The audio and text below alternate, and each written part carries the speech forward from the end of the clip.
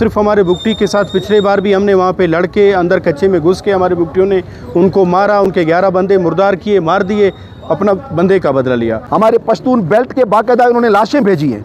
ये बलूचिस्तान के मकामी रहायशी जो भी हैं, बलोच पश्तून यहाँ जो भी लोग हैं, तमाम लोगों ने एक जिरगा करके उसके ज़रिए एक पैगाम सिंध को देना चाहिए। तो किसकी जिम्मेदारी है? रियासत की जिम्मेदारी होती है। वहाँ के जो एसपी हैं, डीआईजी हैं, यहाँ के एसएचओ है एरिया के या मुतबरीन हैं, उनसे बात करें, उनकी जिम्मेदारी है कि ये मसला को सॉल्व करें। बार बार हमने ही कलाशन उठा के, हमने बंदूकें अपने भाई बेटों के हाथ में दे के वहाँ पे लड़ना है, तो फिर गवर्नमेंट कहाँ है? फिर ये रियासत कहाँ पे, हुकूमत कहाँ पे है? कच्चे के डाकू की कोई हैसियत नहीं है। हमें अफसोस है, गवर्नमेंट की जो रिट है वो रिट ख़त्म हो गई है। सिंध हुकूमत मुर्दाबाद, बुकटी मगवियों को बाजियाब करो।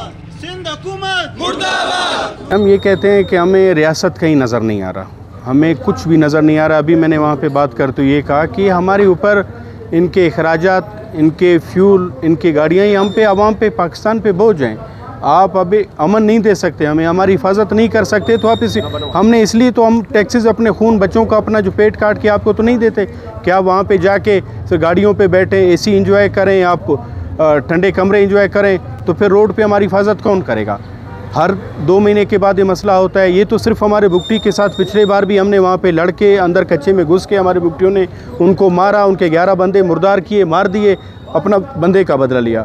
अगर बार बार हमने ही कलाशन उठा के, हमने बंदूकें अपने भाई बेटों के हाथ में दे के वहाँ पे लड़ना है, तो फिर गवर्नमेंट कहाँ है? फिर ये रियासत कहाँ पे, हुकूमत कहाँ पे है? तो ये मुझे कुछ समझ नहीं आ रहा। साहब से तो हमने अपील भी की है, अभी हम जाएंगे वहाँ पे सीएम हाउस में, उनसे मुलाकात करेंगे और उनको कहेंगे कि भाई आपकी पार्टी का वहाँ पे सिंध पे हुकूमत है मुकम्मल, यहाँ पे बलूचिस्तान में भी आपका हुकूमत है, आप हमारे कौम के हो, हमारे बड़े हो, आप उनके साथ बात करें। अगर उनसे नहीं होता तो फिर मजबूरन बुकटी कौम उनके ऊपर लश्कर कशी करेगा, हमारे पास इसके अलावा कोई और। देखें कि यहाँ पर आज हमारे इकट्ठा होने का मकसद ये है कि कच्चे डाकुओं के ख़िलाफ़ सिंध में जो अमूमन हर महीने में 2-3 वाक़या होते रहते हैं और वहाँ के हुक्मरान उनकी पुष्ट पनाही कर रहे हैं, गरीब मजलूम लोगों को उठा कर ले जाते हैं, वहाँ पर उनको दर्दनाक और इस तरह का तशद्दुद का शिकार बनाते हैं, फिर फेसबुक पर और सोशल मीडिया पर वही वीडियो अपलोड करते हैं, सारे हम अपना तस्वीर भी दिखाते हैं, उन लोगों के भी अपील कर लेते हैं जो जंजीरों से जकड़े होते हैं, तो फिर डिमांड करते हैं भाई 5 करोड़ दे दो, ये 2 करोड़ दे दो। उन बंदों के मुताबिक इस तरह का ये सिलसिला चलता आ रहा है।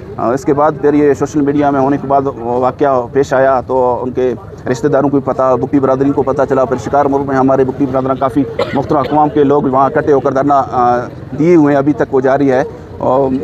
आते हैं और हुक्मरान के ज़िम्मेदाराना आते जाते हैं, उसमें कोशिश करते हैं मुज़ाकरात की, कमेटी की, लेकिन वो वहाँ तक नहीं पहुँच सकते कि जो उनको इंसाफ़ और रिहाई दिला सके, वो फिर चले जाते हैं।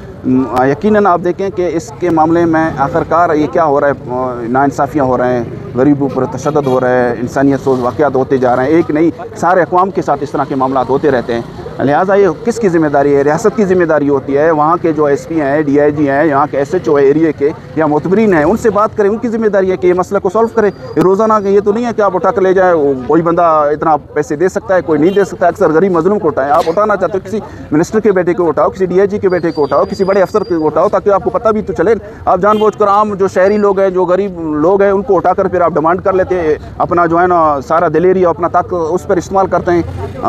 यकीनन ज़ाहिर है इसका रद्द-ए-अमल तो आपको मिलेगा, लेकिन हम चाहते हैं कि कानूनी तरीके पर ताकि ये मसला हल हो सके। हम भी अपील करेंगे वहाँ का ख़ासकर जो पीपल्स पार्टी उसकी हुकूमत है या वहाँ के जो और भी मिनिस्टर साहिबान होंगे, वो इलाके के लोग होंगे, सेनेटर होंगे, एमएनए होंगे, हम उनसे भी अपील करेंगे कि भाई खुदारा आप इस चीज़ को देखो, बदनामी सिर्फ आपके हुकूमत का हो रहा है, पाकिस्तान का हो रहा है, और ये बददुआई जो है ना किसी गरीब का आप नहीं लेने। तो हमसे उनसे भी अपील करते हैं, सरफराज साहब से कि खुदारा इनको इंसाफ दे, जल्दी जल्द इनको रिहाई दिलाएं ताकि इनको इंसाफ मिल सके और उनको कड़ी सी कड़ी सज़ा मिल सके, ताकि दोबारा इस तरह का कोई इक़दाम वहाँ सर उठाने की कोशिश नहीं करें।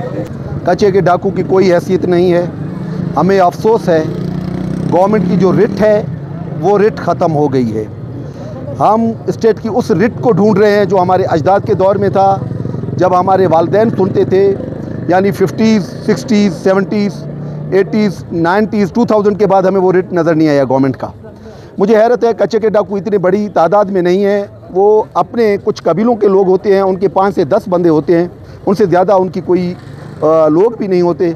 लेकिन ये एक हकीकत है, वहाँ का जो सरदार है उनकी पुष्ट पनाही उनको हासिल होती है और वहाँ के मकामी पुलिस वालों की, और तमाम जो फसाद का जड़ है वहाँ के सरदार और पुलिस वाले हैं। और ये भी कोई बड़ा अमल नहीं है कि बुगटी कबाइल आज यहाँ खड़ा होकर अपना इंसाफ मांगने के लिए। हम सिर्फ इस अपनी हया और शर्म से कि स्टेट की रिट को हम चैलेंज न करें और कानून को अपने हाथ में न लें।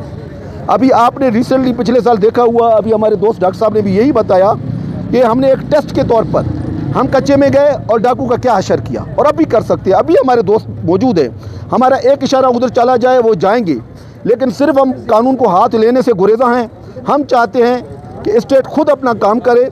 जहां स्टेट को हमारी ज़रूरत पड़ती है, हमारी मदद की ज़रूरत पड़ती है, हमारा फोर्स कबायली लोग वो अपना जान देने के लिए तैयार होते हैं। लेकिन ये बड़ी अफसोस की मकाम है, हम फिर भी गवर्नमेंट से मुतालबा करते हैं कि वो उनका सफाया कर। बलूचिस्तान के अक़वाम को ख़ुसूसन ज़रूरत है। ये तो बुगटी कबाइल के साथ 3-4 दफ़ा हुआ। हमारे गुल अकबर धुमर साहब हमारे साथ बैठ खड़े हैं। हमारे पश्तून बेल्ट के बाकायदा उन्होंने लाशें भेजी हैं। ये बलूचिस्तान के मकामी रहायशी जो भी हैं, बलोच, पश्तून, यहाँ जो भी लोग हैं, तमाम लोगों ने एक जिरगा करके उसके ज़रिए एक पैगाम सिंध को देना चाहिए। अदरवाइज़ सिंध के जितने भी सरदार हैं, MPAs हैं, MNAs हैं, उनकी बलूचिस्तान आना बैन होना चाहिए। ये गवर्नमेंट ऑफ बलूचिस्तान से भी मैं मुतालबा करता हूँ कि जितने भी सिंध के सरदार आते हैं यहाँ पर, चाहे वो मेरे बलोच भी क्यों ना हो, मेरे खून है, मेरे अपने हैं, लेकिन हम नहीं चाहेंगे कि वो यहाँ आएँ हमारे दरमियान। उनका हमारे साथ कोई अच्छाई नहीं है। ये कॉन्स्टिट्यूशनल राइट की बात है।